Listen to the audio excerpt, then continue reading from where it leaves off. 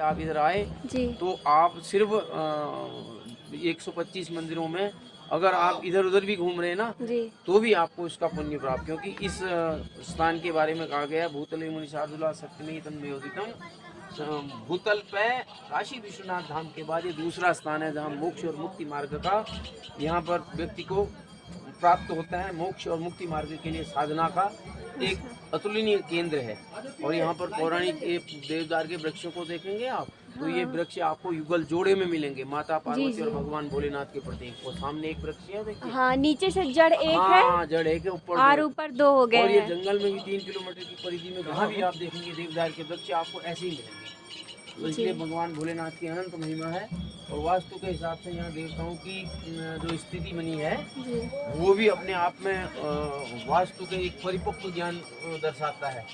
1300 साल प्राचीन मंदिर बना है इसका। ये पत्थरों का जो निर्माण देख रहे हैं आप, तो ये ग्रिपिंग है, बिल्कुल इंटरलॉकिंग इसमें, क्योंकि इतने पुराने समय से ये ढांचा बिल्कुल स्थिर है। और उस समय न यहाँ रोड थी और न कोई साधन थे, तो उन्होंने जिन राजाओं ने अंदर मूर्तियाँ देखी, हमने 2 राजाओं की मूर्तियाँ अखंड दी और दूसरा उनके हाथ में आज अभी उधर नहीं गए, संकल्पित है वो। तो वो इसलिए उन्होंने जो निर्माण कराया, यहाँ पर पूजा व्यवस्था बनाई भगवान भोलेनाथ का। तो सप्त ऋषियों को यहाँ पर दर्शन हुए हैं साक्षात भगवान भोलेनाथ के नटराज रूप में। ऋषि पत्नियाँ यहाँ से 4 किलोमीटर दूर है एक स्थान टंकड़ पर्वत, वहाँ पर पुष्प और पोशाक बहुत होती हैं और आज भी विद्यमान है, तो वहाँ वो लेने जाते थे। तो जब उनकी पूजा में विलम्ब हो गया, बहुत देर तक ऋषि पत्नियाँ नहीं पहुँची, तो वहाँ जाके उन्होंने देखा भगवान शंकर की जटाजूट एक ऐसी आभामयी मूर्ति थी जिसमें वो आंखें नहीं मिला पाए और मूर्छित अवस्था में वहीं बैठे रह गए।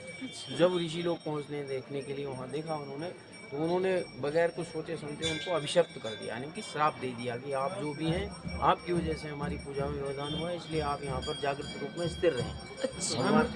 हाँ, भगवान शंकर ने उसको स्वीकार किया और ऋषियों को भी उन्होंने वरदान दिया कि आपको सप्तर्षि मंडल में स्थान मिलेगा, क्योंकि आप मेरी साधना। भगवान भोलेनाथ तो औडरदानी है, विष पी के संसार को अमृत देने वाले हैं। एक चींटी से लेकर हाथी तक सभी प्राणियों का सृजन और संहार, ये सब उनकी एक अपनी आस्था में निहित है। तो इसलिए भगवान शंकर भोलेनाथ से जो भी यहाँ पर आप मनोकामना व्यक्त करते हैं शीघ्र पूर्ण होती है।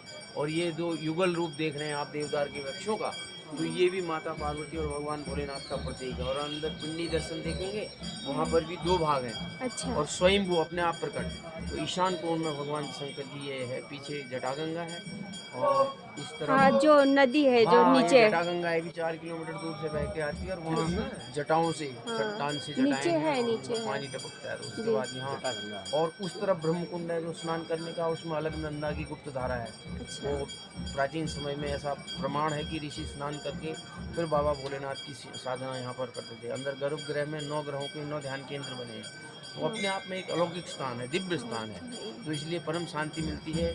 और दैहिक दैविक भौतिक सारे संतापों का यहाँ पर एकदम उनका जो प्रतिकूल प्रभाव है ना वो समाप्त होने लगता है। तो व्यक्ति लेकिन संसार में विभिन्न प्रकार के, हम तो कितना भी अपने को महान समझें, लेकिन भगवान के सामने विनती करते हैं, पापो अहम पाप कर्म हम पापात्मन पाप समो त्राई माम पार्वती नाथम सर्वपाप भरपूर गौरव करुणा अवदान। संसार को उनके सामने हम तो कुछ भी नहीं है, एक सूक्ष्म कण है। उनके तो हर यहाँ का जितने भी पत्थरों में है ना एक ऊर्जा है। तो भगवान शंकर तो वो अनादि है, उनकी कृपा सबके ऊपर।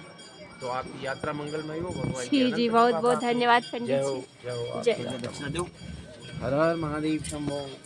जय जय हो। हनुमान जी महाराज की जय हो। वीडियो